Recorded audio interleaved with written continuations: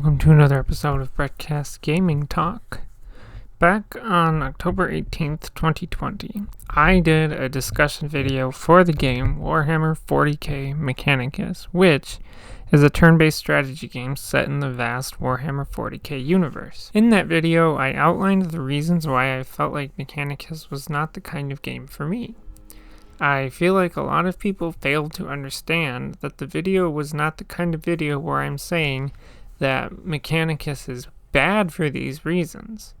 The video was a personal video where I talked about why the game didn't fit me or the kinds of video games that I play. Even comments that I got with people saying not to give up and to watch other people play the game really nailed how much people missed the point of that video. Months later, here I am browsing Steam and saying that I wanted another go at either a turn-based or real-time strategy game. I like all aspects of Warhammer, whether that's 40k, fantasy, or Age of Sigmar. I enjoy it.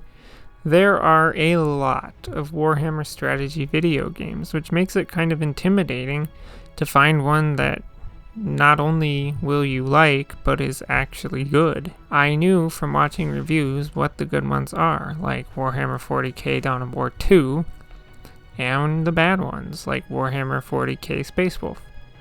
Now, why did I bring up my Mechanicus video in the first place? That's because this video is going to be very much the same as that video, just about a different game.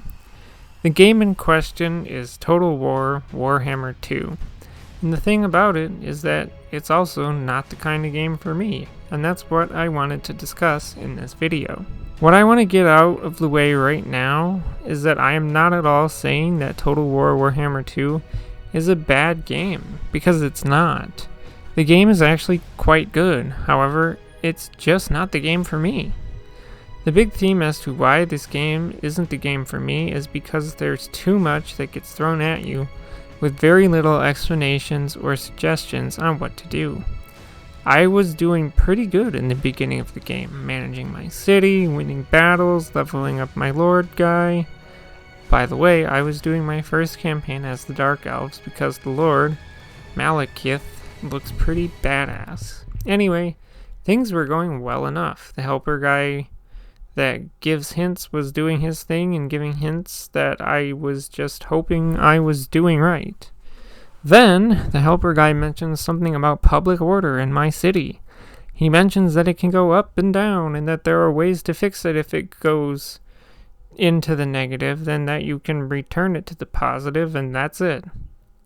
Of course, he says that if it reaches negative 100, then the people in the city will rebel. And I look at my city's public order level, which at the time was at negative 95, and would be at negative 100 in like 4 turns. This was the first moment that I'm like, the little helper guy tells me about a thing in general and what happens when it gets bad, but doesn't bother to mention, what ways there are to get it out of the negative and bring it back to the positive. I literally had to Google ways to bring my public order out of the negatives, and that kind of bothers me because I feel like that's something that the game should either tell you or give you suggestions for. The other big thing that happened is that I was on like my 5th or 6th battle, and this was the battle that helper guy decided to mention that in battles my troops can get tired and even get exhausted. Well, that's great of you to tell me in this battle and not like the second battle, which would give me time to get used to this type of thing.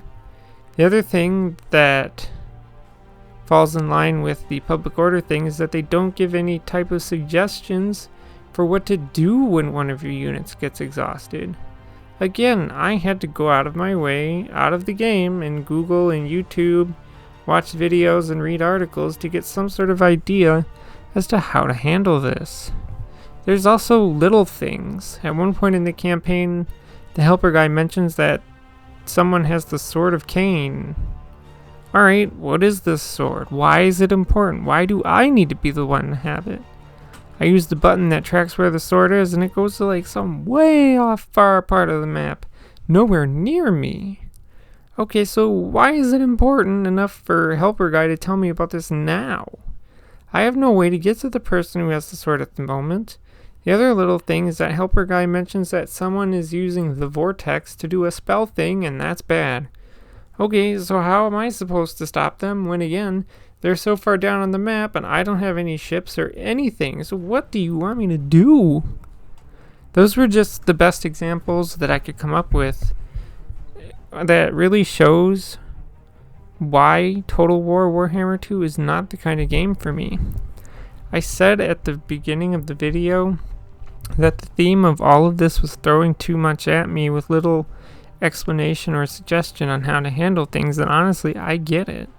It's a strategy game. The point is that the player is thrown in situations and has to adapt to changes and all that. This is exactly why the game is not for me, because I need things to be straightforward and clearly laid out. I do wish I could get a refund, but I can't because I put 4 hours into the game, and Steam's rule is, you have to have 2 hours or less to be able to get a refund. So this was a solid waste of $21 for me, as I did at least get the game on sale. I'm done with this game. It's uninstalled. I'm having no plans to ever return to it again. Again, Total War Warhammer 2 is actually a good game. It's just not for me. That's all I have to say, so if you want to add to the conversation, leave a comment below. As always, thanks for listening, and goodbye.